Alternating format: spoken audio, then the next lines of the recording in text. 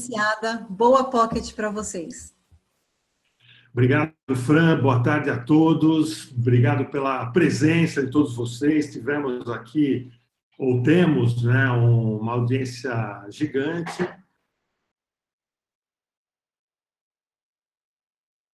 E agradecendo a SPM, a Cristina, da área de AD, responsável pela AD da escola, e toda a infraestrutura da escola que permite, que viabiliza essa live, né?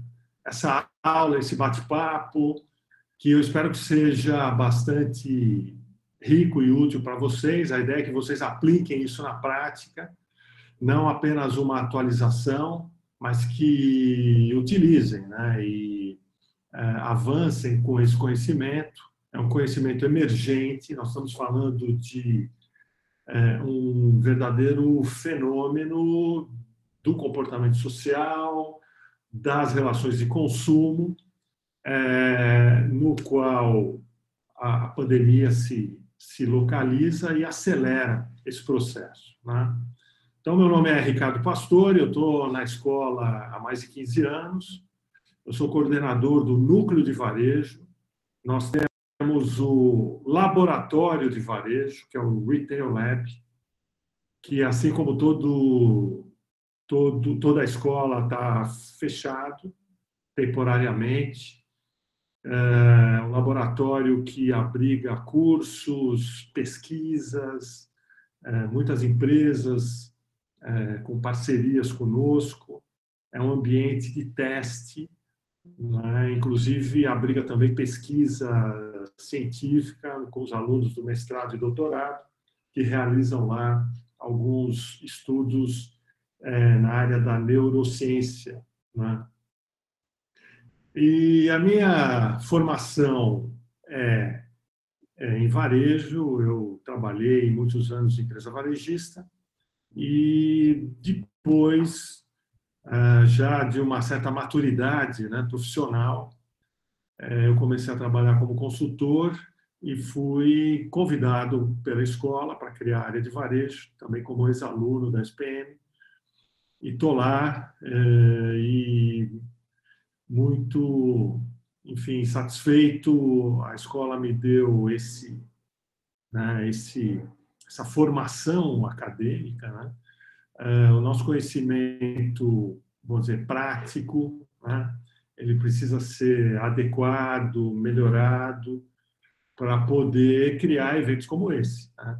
Organizar o conhecimento, não que um professor, um especialista saiba mais que os alunos, não é sempre esse caso. Muitas vezes há um nivelamento, mas são papéis diferentes. E o professor, ele viabiliza, né, a transmissão desse conhecimento. E então, na escola, eu pude desenvolver minha carreira acadêmica, eu fiz mestrado, doutorado, agora recente, e uma parte desse estudo que eu realizei, no doutorado, eu quero compartilhar com vocês, né? Porque ele está muito próximo do que a gente está vivendo aqui, né? E vocês vão entender já já. Bom, o que eu preparei para a tarde de hoje é discutir insights dessa pesquisa que eu conduzi, que trata do comportamento de compra do omni-shopper, né? Vamos falar sobre esse conceito e como ele avalia a experiência de compras omnichannel, né? Então, tem assim, uns achados muito interessantes, e se nós trouxermos aqui para o momento atual, eles cabem perfeitamente, né? É isso que eu quero debater com vocês, ok? Então, nós vamos falar um pouco de conceitos, o que é omnichannel, essa provocação de cliente, que não é mais cliente, agora é usuário, né? Até isso está no texto que eu escrevi na revista da SPM, e os insights dessa pesquisa que eu conduzi no segundo semestre do ano passado sobre experiência de compra omnichannel. Ok? Essa proposta, caiu essa bomba aqui, né, no mundo inteiro, e a Covid vem para mudar um monte de coisa, além do pano de fundo trágico que ela traz, com mortes e etc., que é muito ruim, isso é o pior de tudo, mas tem um processo de renovação, acelera mudanças que vinham acontecendo no varejo e também acelera mudanças por parte do consumidor. Então, o consumidor traz, puxa, capitaneia essa mudança, né? Então, a pandemia provoca mudanças na missão e na jornada de compras do shopper, né? Então, a avaliação que eu faço aqui é a seguinte: desde o início da pandemia, ou desde o início da quarentena, as famílias, né, o consumidor, as famílias foram obrigadas a mudar seus hábitos de compra. As pessoas tinham uma frequência de ida ao ponto de venda, independente do tipo de varejo, mas principalmente o varejo de consumo, né? Há uma rotina de compras, há uma missão e uma jornada, né? Isso mudou radicalmente. Então, as pessoas vão às lojas com menor frequência, boa parte procura lojas que ficam nas redondezas, fazem compras mais emergenciais e boa parte das compras migram para o e-commerce, né? A gente vai ver aí números incríveis, né, de crescimento do e-commerce. Então, aqui esse dado aqui, aliás, eu preciso atualizar. Eu estava com dados de abril, mas eu já estou com dados de maio. Eu vou corrigir isso. E esse shopper que passa a navegar, então, no ambiente omnichannel, ele se torna um omni-shopper, né? E esse é um nome que não é inventado, mas é um nome que aparece em vários textos, inclusive textos acadêmicos. Esse é o número, né? Esse é o número que eu queria mostrar. E ele foi atualizado hoje, eu consegui esse gráfico e ele mostra um número incrível, né? 12,6% é a participação de venda do e-commerce nas vendas totais do varejo. Nunca atingimos um número tão alto. Se vocês olharem a evolução, vocês vão ver que a média era em torno de 5%, né? E na Black Friday do ano passado, nós chegamos a 9,6%, que é um número bem expressivo, mas depois ele voltava a cair. Então, a partir de março, nós tivemos já um crescimento, 7,2%, abril 11,1%, e maio 12,6%. Eu tinha, sinceramente, eu tinha dúvidas se haveria um crescimento a partir de abril, porque eu considerei a abertura do comércio, ou mesmo abrindo parcialmente, né, já houve uma flexibilização. Mas eu acho que essa flexibilização ela vai aparecer mais claramente no próximo resultado, junho, né? Onde, pelo menos nos grandes centros, o comércio começou a abrir. Então, pode ser que parte desse crescimento volte para o varejo físico, né? Mas é um número impressionante que comprova a migração das compras do consumidor do meio físico para o meio digital, né? Então, esse gráfico é produzido pela Câmara Enet, tem as referências aí, a fonte está aí, ó, mccenet.com.br, tá? É um dado atualizado agora. Eu, pelo menos, peguei no dia de hoje essa nova informação. Eu estava com dados atualizados até abril. Hoje eu dei lá de curioso e realmente já tinha uma atualização. Tá? Então, acho que esse número diz muito para nós, né? Então, o mercado, o varejo de alimentos no Brasil, só de alimentos, super, hipermercados, atacarejos, etc., ele equivale a mais de 5% do PIB, né? O varejo total, esse número mais que dobra. E se vocês considerarem 5% dessa parcela importante do PIB, né, é um volume muito grande. Então, o e-commerce criou um mercado para muita gente. Muita gente que não vendia, não oferecia determinadas categorias, passou a oferecer. E quem nunca trabalhou com e-commerce passou a trabalhar, né? Aqueles que já estavam presentes tiveram suas vendas multiplicadas. Okay? Então, é isso que esse gráfico permite analisar, que há um mercado novo, aquilo que existia no Brasil, em termos de venda pela internet, venda pelo e-commerce, dobrou de um mês para outro. Então, criou um novo Brasil, criou um novo e-commerce, né? Tamanha a evolução, o crescimento, o salto que a pandemia provocou, né? Muito bem. O problema que esse varejo enfrenta é entender essas novas missões e jornadas de compra. Não é? Então, quem ia uma vez por semana no supermercado, 2 vezes por mês, a 3 no shopping, como é que está se comportando agora? Não é? Nas drogarias, nas lojas de material de construção e assim por diante, como é que está sendo a saída ao ponto de venda? Né? O que mudou na cesta de compra, no ticket médio? O que a gente ouve são poucas pesquisas realizadas até o momento, e a gente vê que diminuiu muito a permanência do consumidor dentro da loja. Quem vai a uma loja física procura ir e voltar rapidamente, né? Independente do formato. Essa é uma das características. E a cesta de compra também. Ontem eu estava falando com um especialista e ele disse que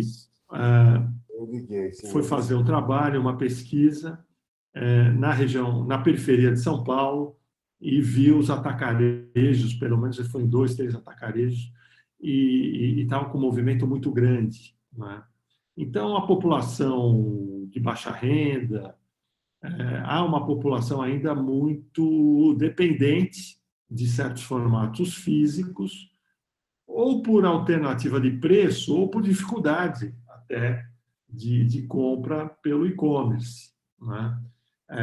Ou dificuldade de uso da internet, dos aplicativos, acesso ao sinal de boa qualidade, e também, dependendo do local onde mora, a entrega fica meio complicada. Então, a gente sabe que tem uma parcela do mercado importante, com muitas limitações de uso, né?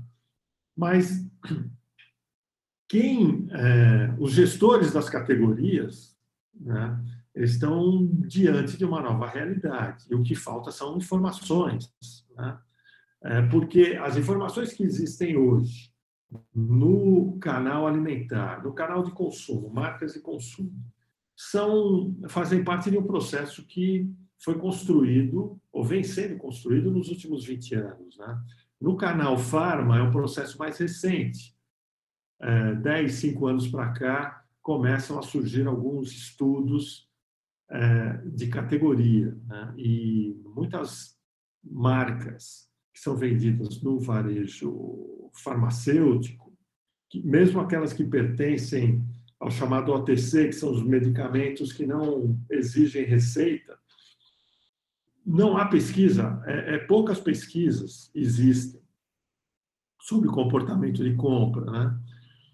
Então, nós estamos diante de um momento que exige a construção de novos conhecimentos sobre o comportamento de compra desse shopping, né? Só essa mudança de formato, o varejo omnichannel, já justificaria o investimento em novas pesquisas. Agora, junte isso à questão da pandemia, aí sim nós temos uma justificativa mais que suficiente, né? O omnichannel, para reforçar, pessoal, é qualquer modelo de negócio que vende produto ou serviço que contenha estratégias, recursos organizacionais, recursos de sistemas, tecnologias, e que utilize tudo isso simultaneamente em canais on e offline, visando quem? O consumidor final. Né? Tudo que é varejo é consumidor final, sendo produto, sendo serviço. Tá? Quando você utiliza os seus recursos, tangíveis e intangíveis, internos, né? e distribui esse conhecimento, esse investimento, essa tecnologia ao longo de canais on e offline, você está criando uma operação omnichannel. Né? E das diversas abordagens, o que a gente considera mais importante é aquela que se baseia no comportamento do shopper. Né? Então, a sua estratégia omnichannel, ela pode ser construída em cima de tecnologia, de processos, de sistemas. Né? Mas, se ela não atender a necessidade do shopper, ela pode apresentar muitas falhas, muitos equívocos. Né? Então, o que nós recomendamos é sempre isso, que essa estratégia seja construída de acordo com o comportamento de compra do shopper. E o que a gente vê é que esse shopper, no ambiente digital, ele é muito mais guiado por experiências. Não é? Ele tem uma necessidade, né? e um desejo por experiências, né? E não por produtos, não por preço. Isso que eu quero debater também um pouco com vocês, deixar bem claro, porque a pesquisa que eu conduzi reforça essa característica. Okay? Então, experiência, jornada e pontos de contato têm as seguintes definições. A experiência precisa ser compreendida, em primeiro lugar, como um comportamento humano geral, assim, que envolve várias situações simultaneamente. Uma experiência não pode ser boa ou ruim porque encontrou o produto. Pelo contrário, eu posso iniciar um processo de compras, encontrar o produto, a marca, o melhor preço, não é? E ter uma experiência péssima. Poxa, mas você não encontrou o que queria? Encontrei. Poxa, mas eu estava com preço bom? Estava. Né? Mas por que a experiência foi ruim? Aí você pode listar uma série de coisas. Né? E o problema é que todas as métricas que a gente conhece, tudo que é usado hoje em analytics, os algoritmos não pegam isso. Né? Você pode iniciar uma operação online e vender como nunca. Então, todo aquela curva de vendas que se formou, não é? Então, você está numa empresa varejista que já estava no e-commerce e você está experimentando esse crescimento fantástico. Está todo mundo contente, fim do ano vocês vão ganhar bônus, os executivos estão felizes da vida, não é? Nunca se vendeu tanto. Agora, eu pergunto, será que o consumidor está satisfeito? Ele pode estar satisfeito em alguns sentidos, mas ele está aprovando essa experiência? Não é? A gente pode estar alimentando uma legião de consumidores insatisfeitos, né? E eles não conseguem se manifestar. Tá? Então, nós vamos ver a importância da avaliação e do feedback na experiência de consumo. Tá? Então, vamos entender isso, que a experiência é uma jornada completa de ponta a ponta. Se alguma coisa falhar, a experiência falhou. Vai ser mal avaliada. Né? A avaliação vai ser negativa. Tá? Você não vai ganhar 5 estrelas, você vai ganhar 4, 3, ok? Agora, já a jornada de compra é um processo. Né? Ela é um step, é um passo a passo. Você tem uma fase, a segunda, a terceira, assim por diante. E o que nós percebemos é que esse processo ele também é muito precário em muitos canais, em muitas marcas. Muita gente investe só no engajamento e no fechamento. E as etapas anteriores, posteriores, muitas vezes ficam esquecidas, né?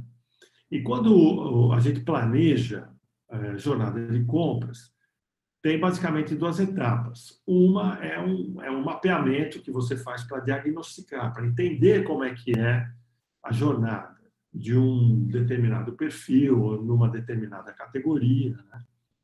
E o momento seguinte, você usa essas informações para projetar uma jornada, para planejar. Não é? Você fala assim, bom, então nessa etapa eu vou fazer isso, na etapa seguinte eu vou fazer aquilo, e aí você começa a elaborar uma estratégia, ok? Para que essa estratégia? Para proporcionar uma experiência positiva. Alguns autores falam a experiência perfeita, né? A experiência perfeita deve ser o objetivo, né? A experiência perfeita é aquela experiência com o menor número de atritos possível, né? Sem atrito. Pensem sempre no aplicativo, um dos que eu acho mais eficientes é o Uber, né? Com quantos toques você chega ao resultado final? 2, 3 toques, o motorista está na sua porta esperando por você, ou o entregador chegou com a comida que você pediu, não é? Então, quantas etapas, né, o consumidor da sua marca precisa cumprir para chegar à informação que ele quer chegar, para ter o produto que ele quer ter, e assim por diante, o serviço, né? E o ponto de contato é o local de interação, não é? O ponto de contato, como diz aí essa definição, peguei algumas definições mais acadêmicas, enfim, que eu usei bastante, né? Mas tem autores, esses autores chamam aí como incidentes verbais ou não verbais, né? Que os omnishoppers percebem e conscientemente relacionam a uma marca, um canal. Então, esses pontos de contato, eles também são físicos e digitais. O que a gente vê na estratégia Omnichannel é a mescla de pontos de contatos tangíveis e intangíveis, né? E o que a pandemia traz, a experiência de compra na pandemia traz, é justamente um ponto crítico aí, né? Porque você vai a uma loja física e fica com medo de tocar nas coisas. Vou pegar o carrinho, meu Deus, né? Quem pegou esse carrinho antes de mim? Aí tem o álcool gel, você toma um banho de álcool gel para minimizar o risco, né? Sem contar que você já está usando máscara, quem usa óculos fica com óculos embaçado, você não consegue ver o produto direito. Então, a experiência de compra no canal físico piorou, né? Piorou, porque você tem que usar máscara, você tem que falar com o vendedor ou com o atendente que também está de máscara, você não entende direito o que o cara fala, ele não te entende, você quer ver os produtos, tem dificuldade para enxergar, e por aí vai, né? A menina do caixa fica com medo, você vai digitar o cartão, se não tiver o sistema por aproximação, enfim, tem uma série ainda de pontos de contato que apresenta risco. Okay? Então, nesse sentido, a loja física piorou a experiência de compra para o cliente. Agora, o e-commerce melhorou, os aplicativos melhoraram, tem mais opções, o passo a passo ali está melhorando. Eu acho que tem muito, mas muito para melhorar na experiência do usuário, dos aplicativos de compra, mas nessa comparação a gente pode dizer que a experiência de compra online, que não era grande coisa, não era, mas melhorou. A experiência de compra no offline, que em muitos casos eram bem avaliadas, né? Porém agora pioraram. Tá? Vocês, quem não concordar, depois fala comigo. Ok? Só vou começar a olhar aqui para o prazo. para o tempo que nós temos. Bom, o Omni Shopper, então, essa é uma imagem que eu utilizei nesse artigo da revista da SPM, que foi publicado em dezembro, né? Eu gosto sempre de fazer isso em sala de aula ou nas minhas palestras. E do ano passado para cá, surgiu uma bolinha a mais aí, que é a bolinha do Omni Shopper, né?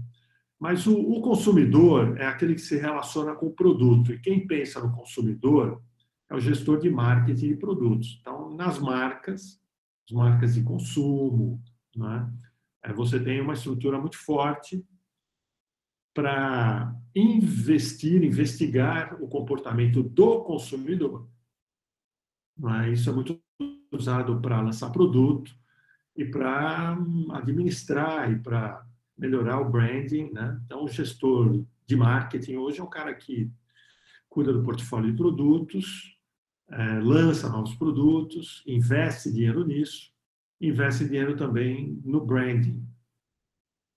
Agora, na loja, você não tem um gerente de produtos, você tem o gerente de marketing que cuida do marketing do varejista.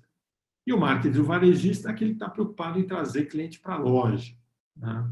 Então, numa rede de lojas, você tem um departamento de marketing, é verdade, tem ações de branding, ok? Mas o forte ali é investir. Quando investe em pesquisa sobre o comportamento do cliente, né?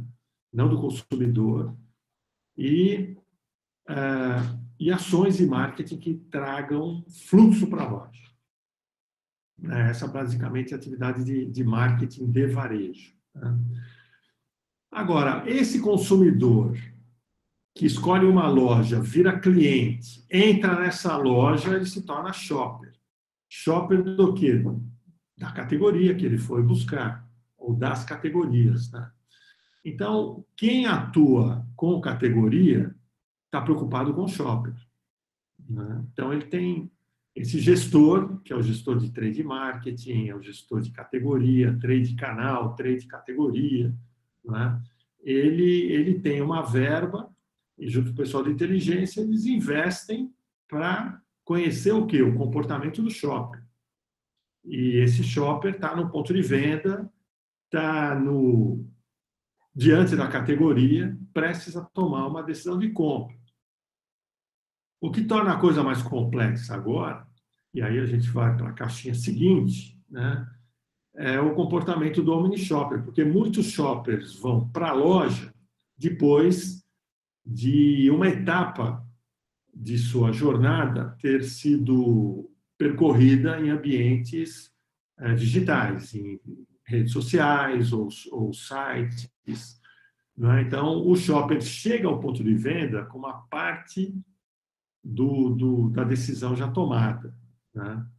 E, em alguns casos, ao contrário, ele até já tomou a decisão, ele chega na loja só para retirar o produto que ele já comprou, né? Então, qual é a estratégia da categoria para esse shopper, que só está indo lá retirar produto, né? Então, o Omni Shopper é preocupação, e aí é uma área que eu entro, né, que eu provoco e sugiro, né, que a gente comece a tratar o Omni Shopper com base na experiência. E o especialista em experiência é o designer de experiências, né? É o profissional que a gente conhece, que atua em empresas de tecnologia, que trabalha no design de hardware, design de softwares, de aplicativos, né?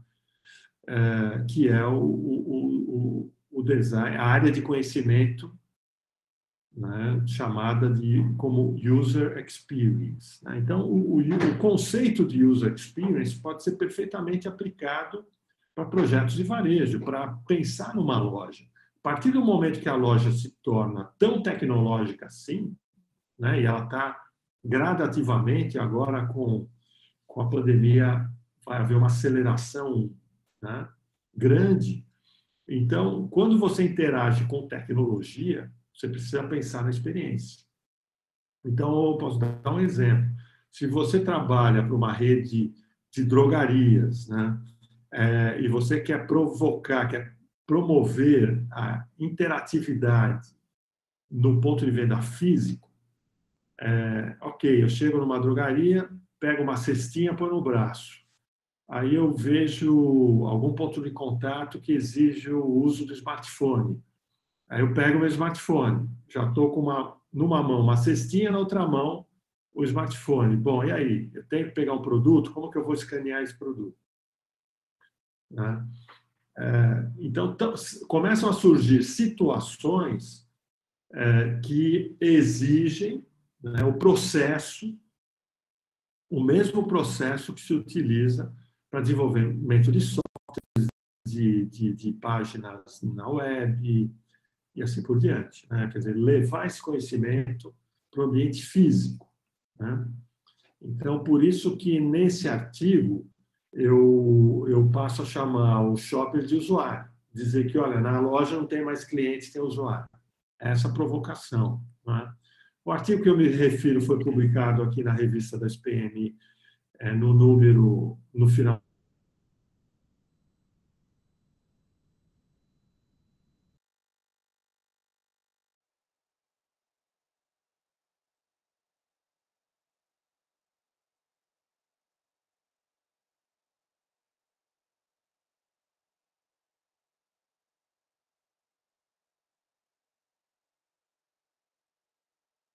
do ano passado. O termo UX foi criado por um dos especialistas que trabalhavam lá com o Steve Jobs na Apple. Né? Ele tem uma consultoria hoje e, enfim, mas esse é um tema que está ancorado numa disciplina HCI, HCI, que é Human Computing Interaction, enfim, que é a interação homem-máquina, homem-computador. Né? É um tema multidisciplinar que cresceu muito e auxiliou o desenvolvimento de tecnologias. Por exemplo, quando surgiu o smartphone, a gente está falando um pouco mais de 10 anos atrás, foi muito baseado nisso. Né? Até hoje, um botão de aplicativo, vocês mesmos utilizando todo dia, por exemplo, o Instagram, né? Eu lembro de duas alunas falando, professor, quando a gente entende o algoritmo do Instagram, a gente adivinha o que ele vai fazer. Né? O problema é que a gente fica com o dedo doendo no fim do dia. Né? E você fica interagindo tanto em alguns aplicativos e começa a perceber, olha, se esse botão fosse mais embaixo, mais em cima, mais à esquerda, mais à direita. E nós vamos começar a trabalhar dessa forma também na loja física, né? Porque à medida que essa interação passa a contar com tecnologias interativas, né? Nós vamos ter que levar isso muito em consideração. Eu estava conversando uma vez com o pessoal de marketing,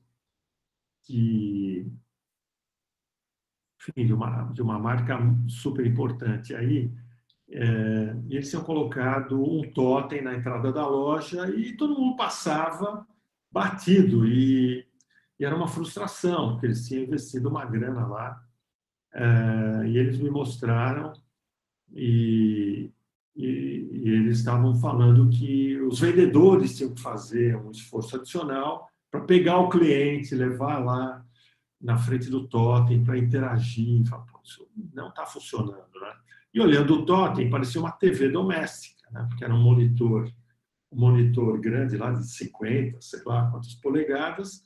Eu falei, olha, esse monitor na horizontal parece uma TV. Se você colocar ele na vertical, vai parecer uma tela de smartphone. Bom, sendo uma sugestão de smartphone, é capaz de que o teu cliente se aproxime. Né?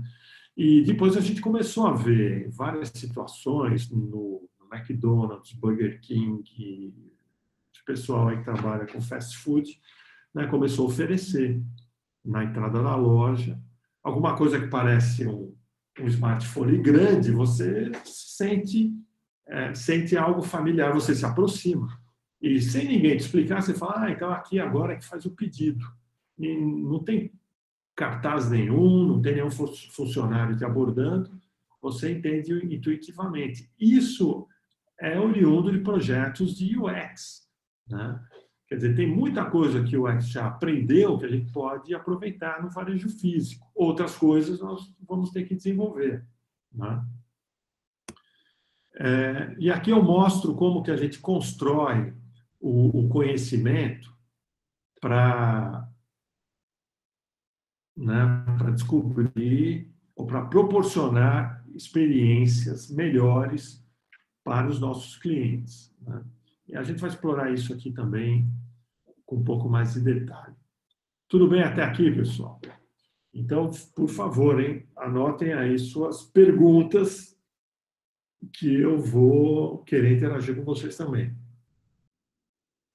Eu tenho, acho que mais ou menos 50 minutos para ficar falando aqui. Tenham paciência, tá bom? Mas depois a gente abre aí para as perguntas e respostas. Então, um trecho que eu destaquei daquele artigo é esse, olha. Então, o cliente da loja assume um outro papel de usuário, e passa a interagir com os pontos de contato por meio de tecnologias digitais disruptivas, tocando em painéis interativos, fazendo a leitura de códigos de barra, o QR Codes e assim por diante. Então, essa situação precisa ser prevista, né? Você desenha isso, você testa isso nos protótipos e depois você implanta, né? Todo esse processo é muito bem conhecido. A gente já vai aproveitar muita coisa que já foi desenvolvida e levar esse processo já conhecido para o varejo, né? Eu ia dizer o seguinte, nesse período de pandemia, risco de contágio, esses touch points, esses pontos de contato que exigem interação numa tela, isso está tudo desativado, né? Ninguém vai chegar, principalmente no fast food, e ficar lá tocando com o seu próprio dedo uma tela que todo mundo toca. O risco de contágio é enorme, né? Então, esse tipo de situação deve ter sido alterada. E se os gestores entenderem que é uma situação que vai perdurar, esse ponto de contato está comprometido, vão pensar em outro, né?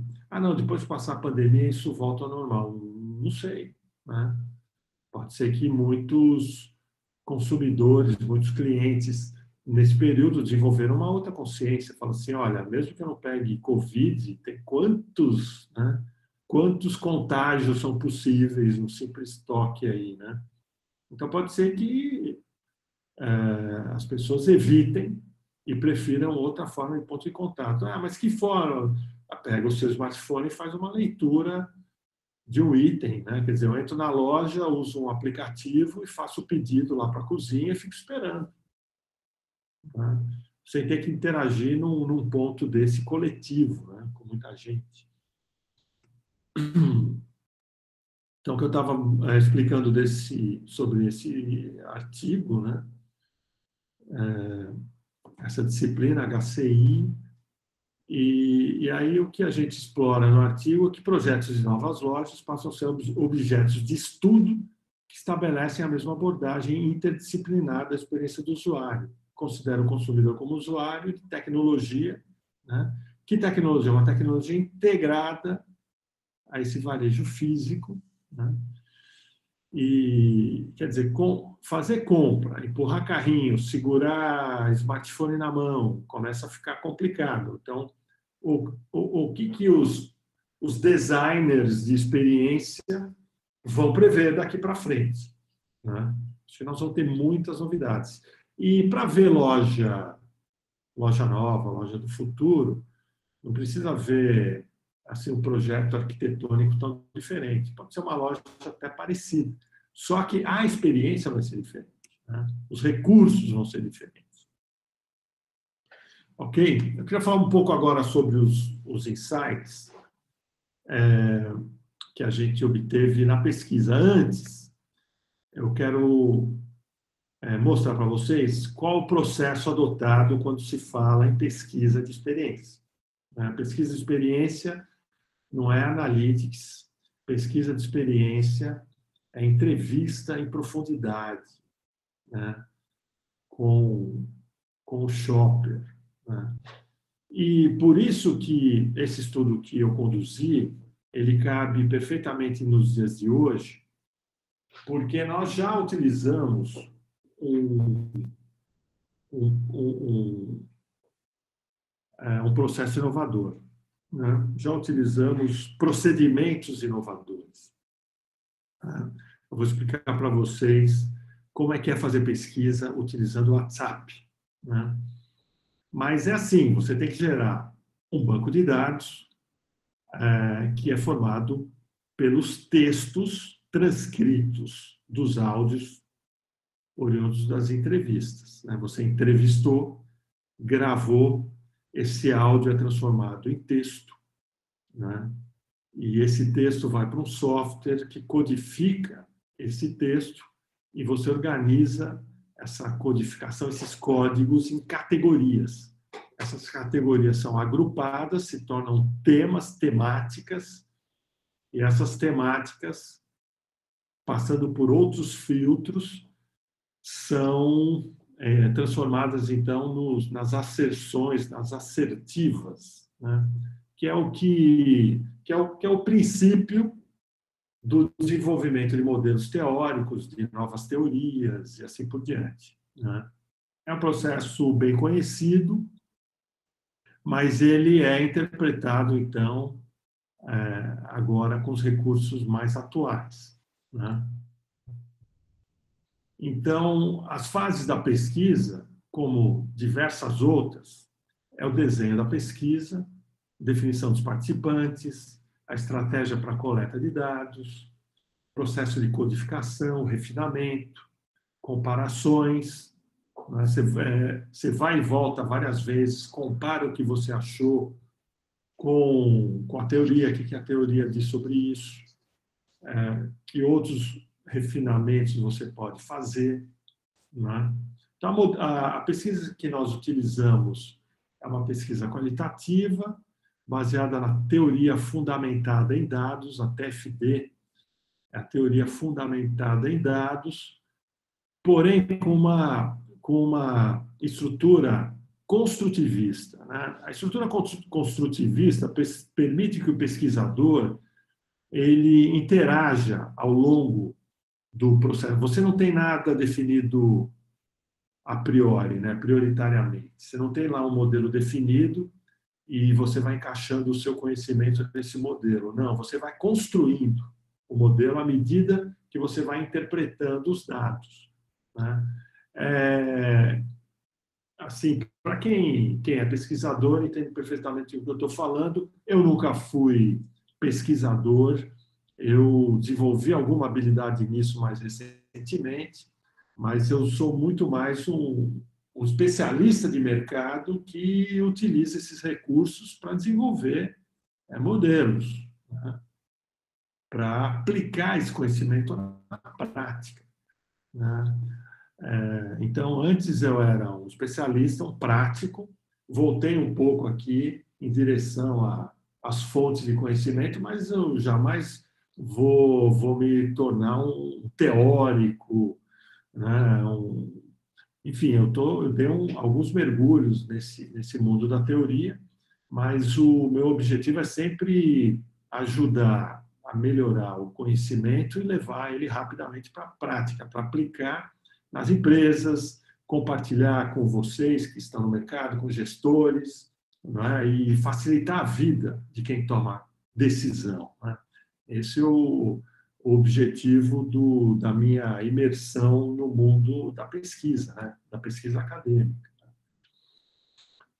Então, com esse modelo, a gente consegue teorizar, né, o que nós chamamos de momentos-chave na experiência de compra, né?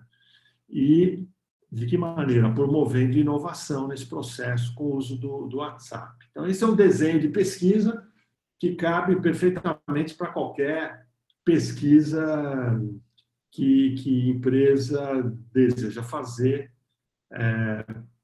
para, enfim, rever, revisitar os seus modelos internos que dependam de comportamento, que dependam de jornada de compra. O uso do WhatsApp, ele já vinha, e outros aplicativos, né, sendo utilizados principalmente pela área médica, pela área de enfermagem. A área de enfermagem, pessoal, é muito científica, é muito baseada em estudos científicos, né? É impressionante o que o pessoal da área de enfermagem publica, produz cientificamente, no Brasil e no mundo inteiro. E o Brasil vai muito bem, tem muita publicação. E tudo que é ligado a comportamento, né? Não importa que esteja em outra área da ciência, interessa para nós do marketing, né? Interessa. Então, nós vamos beber, muitas vezes, em outras fontes, né? Quantos e quantos estudos de marketing têm origem na psicologia, na sociologia, né? Em outras áreas das ciências sociais que servem perfeitamente para a nossa atividade de marketing, para as nossas pesquisas, né? Então, os aplicativos, eu encontrei que eu precisava justificar. Como é que eu vou utilizar o WhatsApp para pesquisa se nunca ninguém utilizou? É um risco muito alto, né, de ser recusado num congresso científico, na apresentação de um artigo, numa banca de mestrado e doutorado. Então, você precisa ter embasamento. E eu encontrei boas referências, né? Inclusive, isso faz a gente refletir, porque nesse período de pandemia, a principal preocupação é com a vacina, né? Então, você vê lá a ciência biológica, a medicina, né? Todo mundo dando maior foco para isso. Num segundo escalão, tem os problemas econômicos. Eu não vi nenhum grande estudo econômico, está muito na tentativa e erro aí, né? Por exemplo, uma decisão que inúmeras aí que foram tomadas, né? De como que é essa verba, esse dinheiro, esses R$ 600 aí que foram dados para a população e tal. Isso foi baseado em algum modelo científico? Não. Alguém fala, dá dinheiro aí, vamos ver o que dá, né? Mas isso assim, traz implicações terríveis. Agora, o mais complexo de tudo, e vocês estão vivendo isso junto comigo, junto com todo mundo, são as questões sociais decorrentes da pandemia, né? Então, se o governante municipal, estadual, quer impor uma regra, olha, tem que sair de casa usando máscara, não pode isso, não pode aquilo, controlar a população tem sido muito difícil. Esse é um exemplo claro, né, de demanda para pesquisas sociais. Por que acontece isso com a população? Existem outros fenômenos parecidos que podem inspirar, né, os especialistas nessa área e assim por diante, né? Então, o que eu trago para vocês é que a gente está num olho de furacão e o mundo precisa continuar. Esse modelo de pesquisa, ele pode ser utilizado perfeitamente hoje, né? Um modelo de pesquisa baseado em entrevistas, ele está simplesmente proibido. Como é que você vai entrevistar uma quantidade de pessoas, colocar o entrevistador e o entrevistado frente a frente. Tem um risco de contágio. Então, a solução que nós trazemos aqui para vocês é o uso do WhatsApp. Então, o WhatsApp ele permite que, após definido o perfil de participante, é feito um contato, um convite para esses participantes. Quem topar participar recebe os arquivos.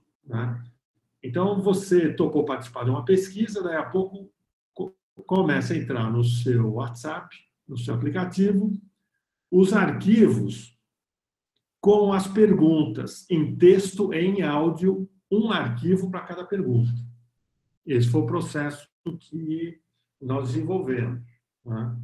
Então, você faz parte de uma amostra, você vai ser entrevistado, legal, eu mando para você, por exemplo, 25 perguntas, 25 arquivos. Você vai receber 25 postzinhos lá no seu WhatsApp. Não é um áudio só com as 25 perguntas, ok? São 25 áudios com 25 perguntas. E o cuidado que o entrevistador tem que ter é tratar o entrevistado pelo nome. Não dá para ter um arquivo só e fazer tipo um spam e mandar para várias pessoas.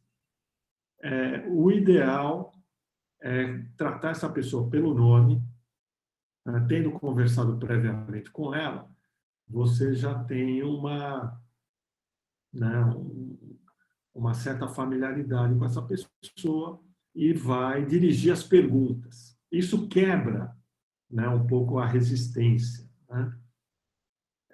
E o WhatsApp ele é tão flexível que as pessoas, os participantes, eles podem, num determinado momento, preferir ler a pergunta em texto, em outros momentos, preferir ouvir em áudio.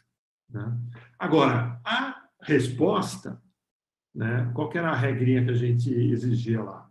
Que os participantes respondessem também arquivo por arquivo, e não um áudio longo com todas as respostas.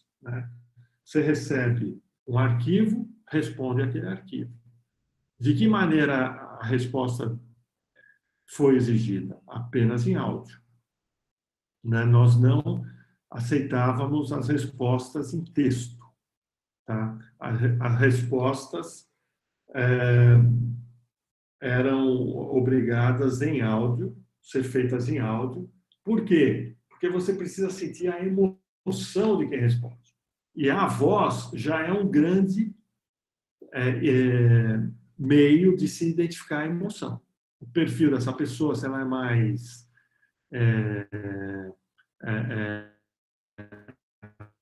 analítica, se ela é mais fria, comedida, tímida. Tem uns que conversam com vocês, parece que você é um grande amigo, legal, conta história. Outros são mais racionais. E não tem a ver se é homem ou mulher, não.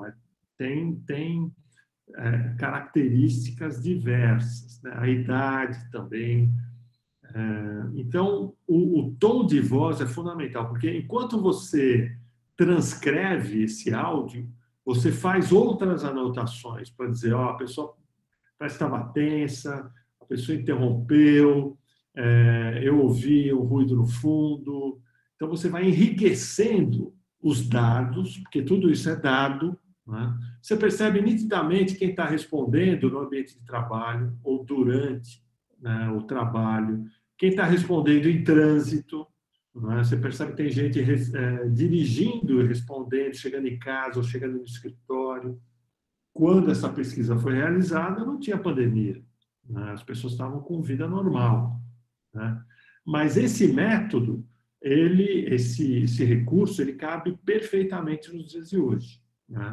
E mesmo depois da pandemia, vai se mostrar muito útil para fazer as pesquisas, as entrevistas em profundidade, que eram normalmente processos longos, tem que marcar, tem que encontrar com a pessoa, tem que levar um recurso lá para gravar, depois tem que transcrever esse processo, e a transcrição é um outro modelo que eu vou demonstrar aqui para vocês, que nós encontramos, ao mesmo tempo que aciona o áudio no WhatsApp, pelo aplicativo no notebook, você aciona o recurso ditado do seu processador de texto. Então, à medida que o áudio é acionado, o texto começa a ser transcrito.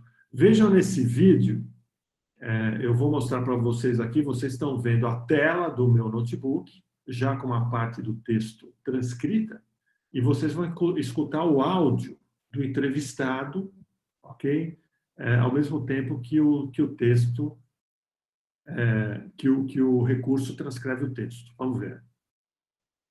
As coisas como estão acontecendo dentro dessa área. Caso contrário, quando eu vou como consumidor, eu procuro ficar estritamente dentro daquilo que foi programado e planejado.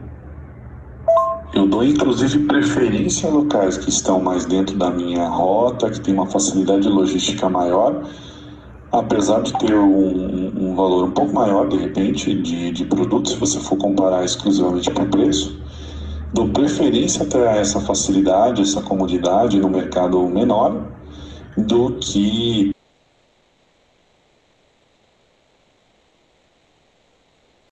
ter que me deslocar e ter de fato, um valor final menor. As redes sociais costumam ter bastante eficiência comigo, porque é a forma com que a marca consegue se aproximar de mim.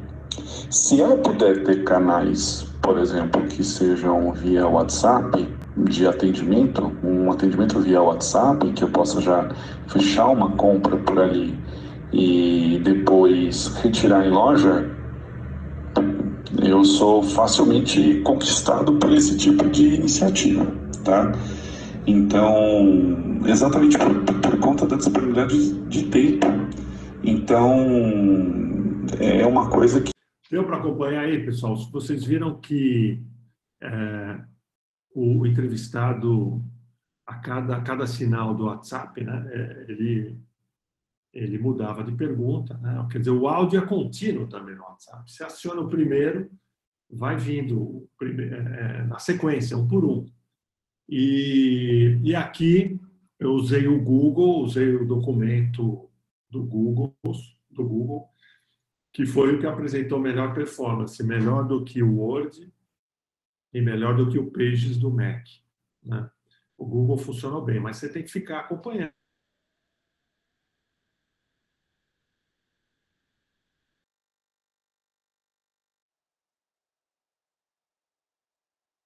o pesquisador.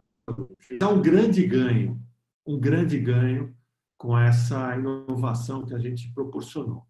Legal? Depois, na fase seguinte, todo esse banco de dados gerado, ele sobe para um software específico de análise. Então, o que eu queria mostrar para vocês aqui, o tempo médio das entrevistas é muito próximo do tempo médio da entrevista presencial. Eu fiz um comparativo, né? Esse processo com o uso de WhatsApp, ele não a preocupação é, mas o participante vai responder rapidinho as respostas não terão tanto conteúdo quanto teriam no presencial. Não foi isso que mostrou, porque comparando o tempo de entrevista com o tempo de entrevista presencial foi muito próximo.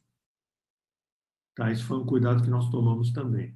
O software de análise, ele tem essa configuração, você faz o upload do texto, do arquivo, né? E depois você começa a trabalhar. Na coluna da direita, são os trechos que você segmenta, né?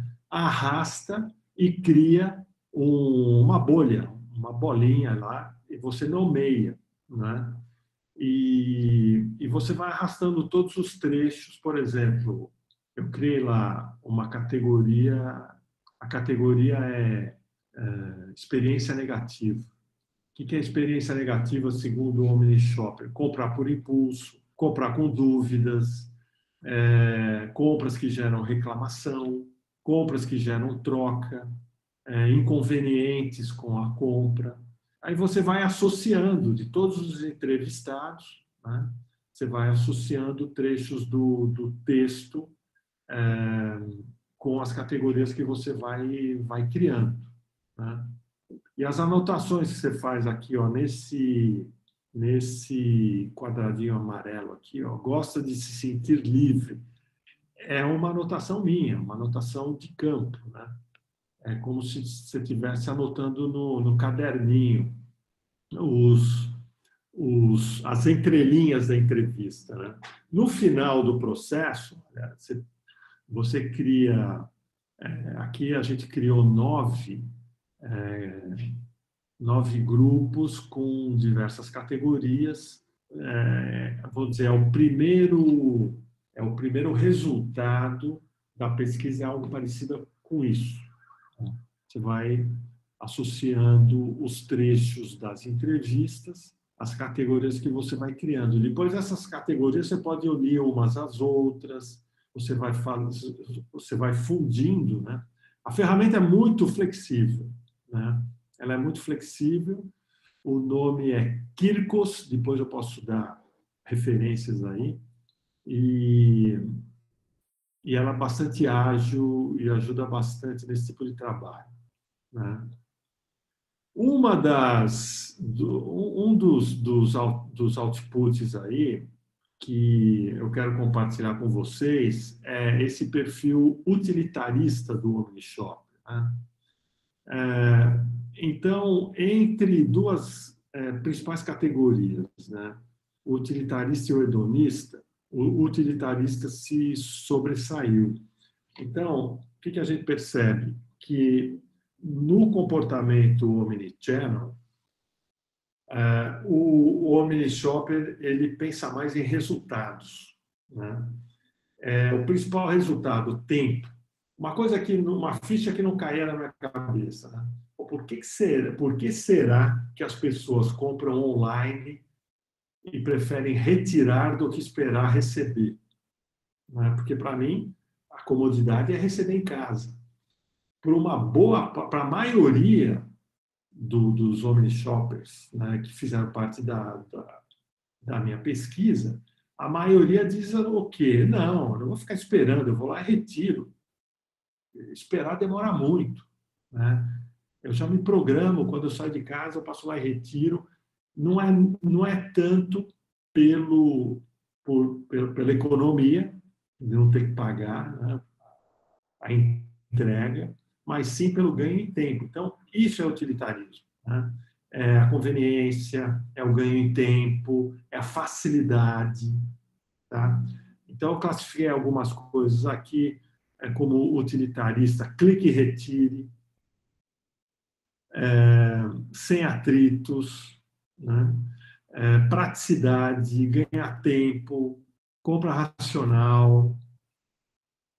Então, aparecem vários fatores que você pode remeter a esse perfil utilitarista do OmniShop, né? Então, são fatores que colaboram com uma experiência positiva, tá? Então, a experiência positiva entre prazer e utilidade, fiquem com a utilidade. Não que não haja o prazer, né? Mas esse perfil de omnishopper que a gente está começando a lidar, ele vê muito mais o benefício. E o preço não aparece em momento algum, tá? O preço é muito na base da percepção de valor, né? Então, a primeira amostra que nós analisamos apresentou esses insights. O que é uma experiência positiva? É uma experiência com perfil utilitarista. Você promove ganhos em tempo, ganhos em experiência, em agilidade, tudo ligado a isso, tudo ligado a esse perfil utilitarista. O que motiva? A motivação é pela experiência, né?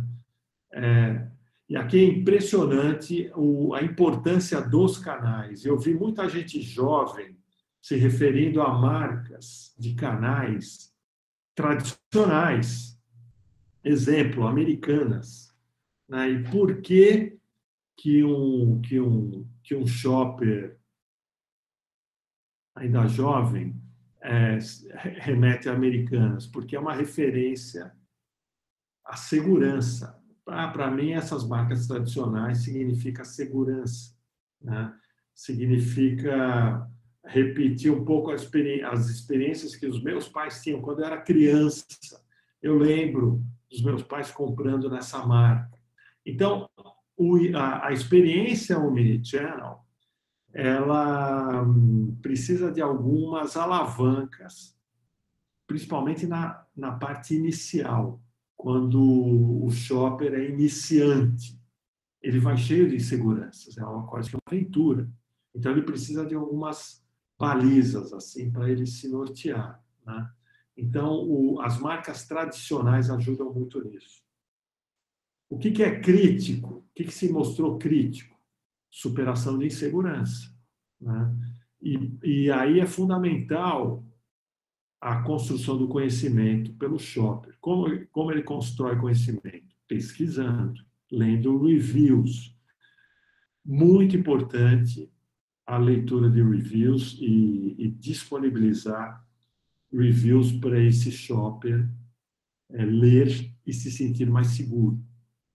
O que ele percebe como valor na experiência? Oferta de coisas úteis para ele, serviços úteis, né? Não é preço baixo, né? Ele quer ter rapidez, agilidade. Tem um aplicativo que eu uso para comprar vinho, os caras entregam em 90 minutos. Isso é uma oferta de serviço útil, né? Isso é percepção de valor, utilidade.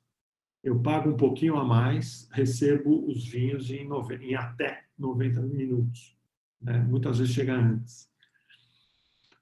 O que é positivo também para esse shopper? A experiência omnichannel. Comprar numa marca que ele reconheça como omnichannel, né? Ele pensa assim, eu posso comprar e receber online, eu posso comprar e retirar na loja. Posso ir para a loja e depois comprar. Ele avalia, ele identifica essa marca como uma marca que proporciona experiência omnichannel, ele percebe valor dessa maneira, né? E o formato omnichannel, ele já se define, não é, como uma estratégia que extrai valor de concorrente para transferir valor para o shopper. Pô, isso é fundamental, não é? Isso é um ganho assim enorme que uma estratégia omnichannel proporciona para uma marca, seja ela uma marca de produto, uma marca de canal. Ok? Então, quando você arredonda, cria uma estratégia omnichannel, mesmo que ela seja parcial, mas começa a funcionar, o que é parcial? Eu estou numa rede de lojas que faz apenas o clique e retire. Tudo bem, né? Já é um ponto de partida, né? Você já tem uma estratégia omnichannel, mesmo que não contemple toda a sua operação, uma parte já se identifica dessa maneira. E o shopper identifica também, né? E muitas vezes ele deixa de comprar num lugar para comprar com você só por essa facilidade, só por você oferecer uma facilidade, né? Uma estratégia omnichannel. Então, quem desenvolve estratégias omnichannel transfere valor do concorrente para o cliente. Você ganha cliente, você ganha mercado, né? Essa leitura. Então, essas estratégias, elas são mais importantes do que o recurso solto ali, né? Então, quando você coloca numa loja um determinado recurso, eu coloquei ali um totem interativo e não deu resultado nenhum. Por quê? Porque ele é um recurso solto, ele não faz parte de uma proposta, de uma estratégia. O cliente entra na loja e não percebe valor naquilo, né? Então, é muito o insight é pensar a estratégia e não simplesmente no recurso. O recurso é uma tecnologia. Botei um espelho interativo na minha loja. Não funcionou, não deu resultado nenhum. Por quê? Porque o espelho interativo sozinho não vai dar resultado. Agora, se ele fizer parte de uma estratégia, o cliente dessa loja ele vai ver o antes, o durante e o depois. Ele vai entender a proposta, ele vai aderir, ele vai engajar no que você está fazendo, né? Aqui tem alguns outros insights, né? Na segunda amostra, que é bem maior que a primeira, mais que o dobro, né?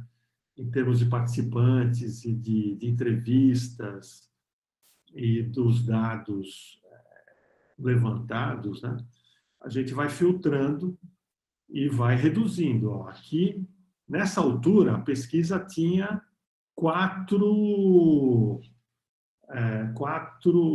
temas já. O que é a percepção de valor nos canais, né? Esse Omni-Shopper valorizando o canal de compra, né? Então, o canal de compra é estratégico na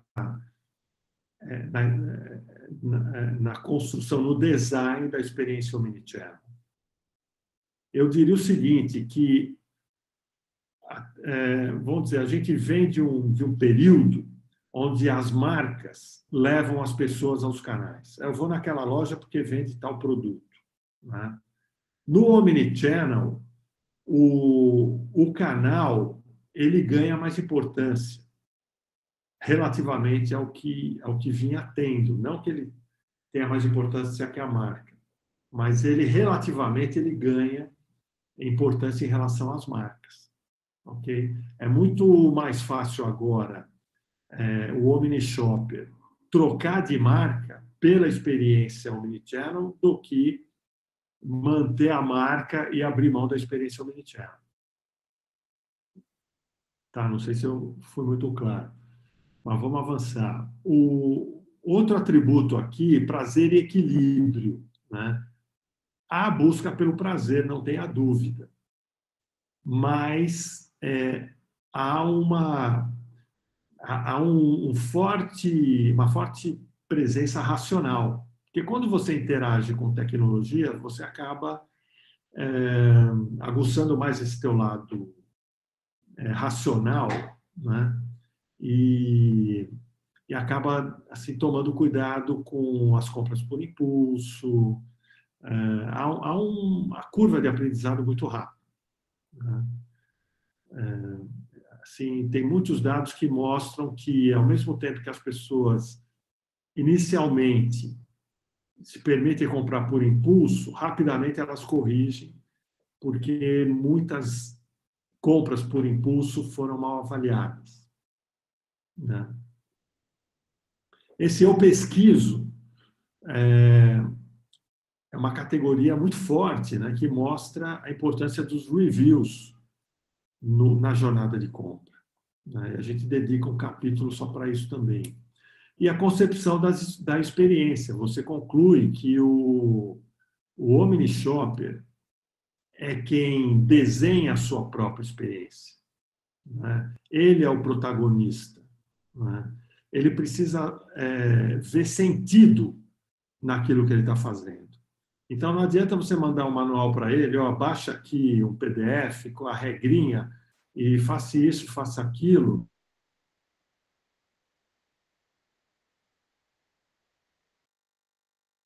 Para você chegar no produto desejado. Ele está lendo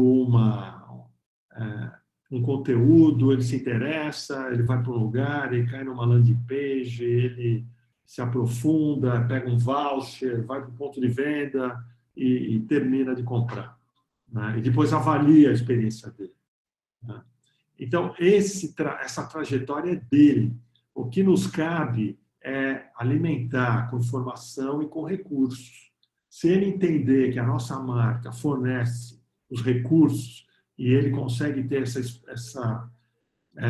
experiência mais próximo do perfeito, com aquele número de etapas, sem atrito, etc. e tal, ele vai curtir, ele vai avaliar positivamente. Né? Mas a experiência é dele, ele que constrói.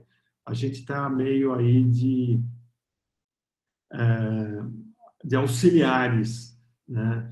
Ajudando o mini shopper a ter a sua melhor experiência. Um dos outputs pode ser algo assim. Quando vocês fizerem uma pesquisa, vocês vão ter um desses outputs. Vocês vão ter mapeado a jornada, as etapas da jornada, vocês vão descrever o passo a passo. Aqui tem um processo hipotético aí de quem deseja comprar biquínis, né? Aí qual é o ponto de contato? Leitura sobre moda, praia, o que está usando, qual é a tendência, vou sair de férias. Que bom, né? Espero que volte logo isso. E aí você lembra das marcas assim, teus objetos de desejo.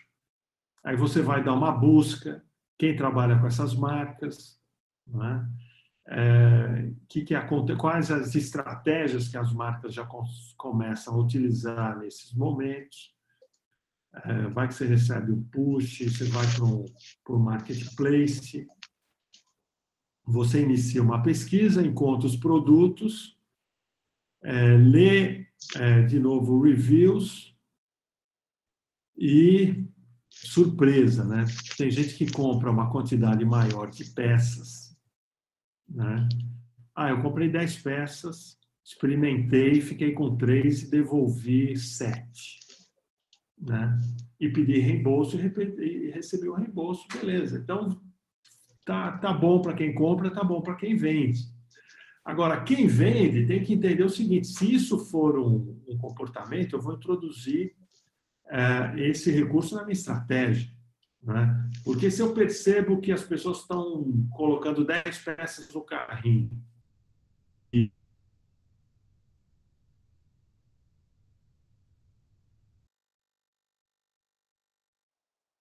eu vou tolerando o seu estoque. Estou tolerando, mas estou investindo numa característica de shopper que pior, né? Ele deixa lá as 10 peças, quando ele voltar, ele vai comprar as 10 peças e no momento seguinte vai devolver. Né? Mas eu engajei esse shopper e vendi. Né? Se eu não permitisse isso, talvez ele mudasse para outra marca. Eu teria perdido a venda de 3 unidades. Né? E por que o shopper faz isso? Porque ele quer experimentar os biquínis, combinar com as coisas que ele já tem no guarda-roupa, fazer o planejamento da viagem que ela quer fazer, e ela vai estar feliz da vida que a marca permitiu fazer isso, ou que o canal permitiu fazer. E se eu sou gestor dessa marca ou desse canal e entendo que isso é um comportamento, eu vou introduzir esse processo na minha estratégia. Legal? Tanto é que a logística reversa já existe, né? E permite que você devolva. Agora, você pode tomar um susto. Pô, eu pensei que devolução é quando você compra uma peça, não serve, você devolve. Mas e quem compra 10, devolve 7? Pô, maravilha, ficou com 3. Né? Então, são outputs que a gente passa a conhecer quando promove, quando faz a entrevista. E depois, o momento seguinte, é você desenhar, incorporar esse modelo na experiência que você quer proporcionar para o teu cliente ou para o omni-shopper. O outro ponto Eu tenho mais, acho que uns 10, 15 minutos. O outro ponto é a pesquisa da experiência. Então, quando o shopper está pesquisando, você não sabe em que etapa da jornada ele está. Não é? Tem gente que pesquisa no início, e aí está formando a consciência ainda. Que tipo de pesquisa ele está fazendo? Ele está vendo o produto, que produto é esse, né? De onde vem. Então, ele vai evoluindo ao longo do processo. O ideal é que ele possa pesquisar em todas as etapas da jornada. Ok? E se a sua marca colaborar com isso, ele vai ficar na marca. Né? Então, ele quer informação, ele quer saber procedência, ele declara que o preço não é o primeiro mais importante. Né? Em cada etapa, ele quer validar, ele quer... Teve um entrevistado falou assim, pô, o ideal, eu estava descrevendo como ele compra terno, costume, né? Terno, paletó, calça, tudo junto. Ele fala, pô, eu estava comprando isso numa marca tal, não sei o quê, achei, mas eu estava em dúvida no preço. Ele pensou assim, poxa, se essa marca proporcionasse uma pesquisa de preço, falei, pô, o cara tem que ser muito, né, muito frio para apresentar os preços da concorrência no próprio site, mas por que não? Né?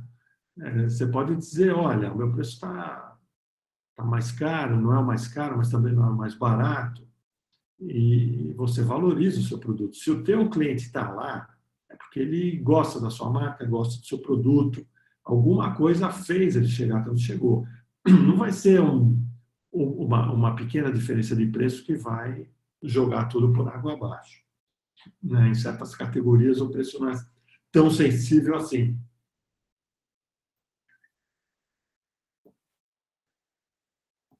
A decisão, né? Então, a fase de decisão apareceu muita consulta a grupos fechados. Então, você está no grupo de WhatsApp e pergunta, o que você acha disso? Você já comprou? Então, há uma consulta a grupos fechados, a amigos, a familiares. Não é? Então, se você, como gestor, se você puder facilitar todo esse processo de conhecimento, a pesquisa ela ajuda o shopper a desenvolver conhecimento. Né? E esse conhecimento, né, não é só apenas sobre o produto, sobre o preço. É se deu certo. Ele vai perguntar, você comprou? Comprei. Deu certo? Deu. Pode comprar que funciona. Isso é experiência. Ele quer saber se a experiência vai ser positiva ou não. Não adianta comprar um produto lindo, maravilhoso e uma experiência com gestor de delivery. Ele fala assim, o que adianta eu ter uma comida maravilhosa, um preço bom, se o entregador falhar e chegar depois do horário do almoço? Já era, né? Experiência péssima. Pô, você me fez perder o meu horário de almoço. Por que você atrasou tanto? Né? Pô, mas o preço é bom e o produto também, mas não interessa. O que eu vou fazer com isso agora? Não posso mais almoçar, perdi meu horário de almoço. Né? Então, se você, como gestor, conseguir ajudar a experiência do teu cliente em cada uma das etapas, ele vai se sentir bem, se sentir seguro e vai fazer a compra com você. Né? Então, o resultado final, o que a gente viu? A experiência concebida pelo Omni Shopper, o canal facilita a concepção da experiência. Né? A pesquisa não é pelo produto, pela marca, pelo preço, mas sim pela experiência. É isso que o Omni Shopper quer, né? Pesquisar a experiência. E o prazer está na experiência e não no objeto da compra. Né? o que dá prazer à experiência. É chegar no fim, respirar aliviado, puxa, comprei, deu certo, maravilha. Né? Isso é um prazer, né? que ele manifesta, que ele manifestou. Né? O modelo que surgiu de tudo isso é esse modelo, o modelo que surgiu dessa pesquisa. Então é isso, né? A pesquisa é a pesquisa da experiência, né? Então o Omni Shopper pesquisa a experiência que quer ter. Aí, com base no conhecimento que ele formou e com os recursos que você coloca à disposição, ele vai conceber a experiência dele. Né? Que recurso que eu estou me referindo? Sei lá, um aplicativo, é um recurso, uma interatividade no ponto de venda, um recurso de pesquisa. Né? Você vai disponibilizar recursos ao longo da jornada desse shopper. Né? E com isso ele vai conceber a experiência dele. Né? Ele vai estabelecer contato com a sua marca e ao longo de todo o processo ele vai construir a experiência dele. O contato é o que tangibiliza, né? E que ajuda ele a construir a experiência. E a avaliação no final, ele vai avaliar a experiência que teve. Não se o produto é bom, se ele pediu uma comida gostosa no Uber Eats, ou no iFood, ou no Rappi. Não é isso que ele está avaliando. Ele vai avaliar a experiência, se tudo funcionou legal. O produto está gostoso, a embalagem não vazou, o preço está de acordo, o entregador foi bacana, tudo deu certo, ele vai avaliar positivamente. Ele vai dar lá 5 estrelas, 4 estrelas. Né? Então, o que é chave em tudo isso são os contatos, né? Que são realizados com o uso dos recursos do OmniShopper, que é aquilo que ele concebeu, né? Ele formou conhecimento, ele envolveu as suas emoções naquilo, e aí ele vai avaliar positivamente ou não. Né? E isso que é chave. Então, esses são o que a gente chama de momentos-chave, é a pesquisa da experiência, a concepção da experiência, o contato com a experiência e a avaliação da experiência. Né? Então, a gente cria, a partir desse modelo, vários planos de ação em cada uma dessas caixinhas. Quais são os planos de ação para que ele tenha a construção do conhecimento através da pesquisa? Quais são os planos de ação para que ele conceba a sua experiência com o que ele está adquirindo de conhecimento, de recurso tecnológico e de recurso emocional? Quais são os planos de ação que ele vai, que a sua marca, enfim, né, vai utilizar para que ele estabeleça contato com a experiência que ele está desenvolvendo? E o que você vai disponibilizar para que ele avalie a experiência? Né? Então, você está lidando com vários recursos, muitos são próprios, outros você utiliza de parceiros. Se você está no marketplace, você está lidando com as questões, as limitações e os recursos ali do marketplace. Né? Se você usa um aplicativo de terceiro, idem. Mas o importante é que você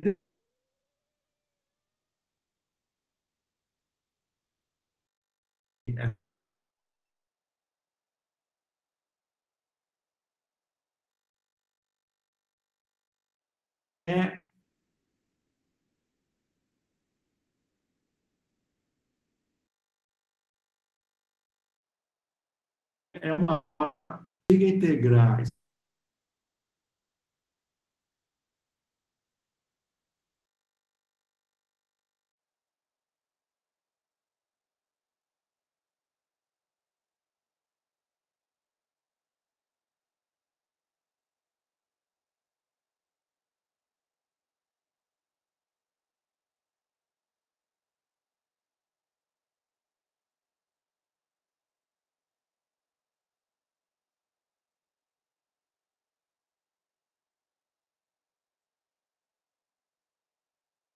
recursos físicos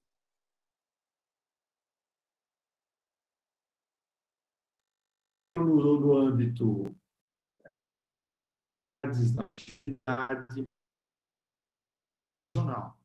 Eu vou avaliar a posição,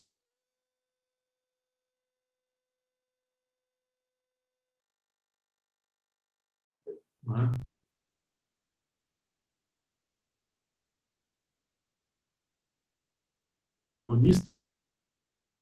Com coadjuvantes, mas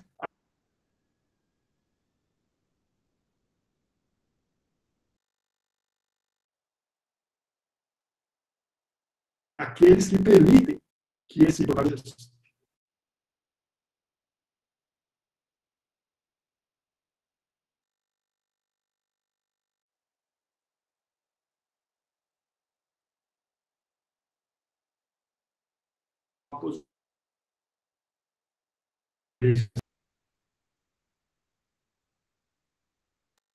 para nós na forma de vendas. Então, o processo é esse, pesquisa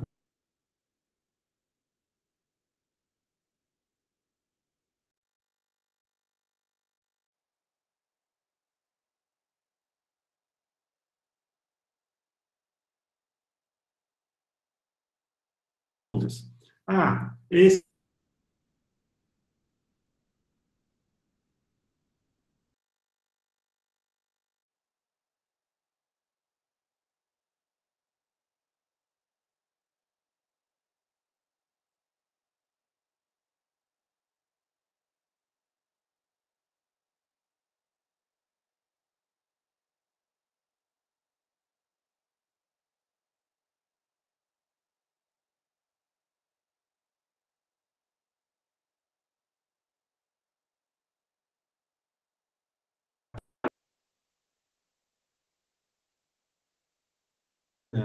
porque quando você começa a estabelecer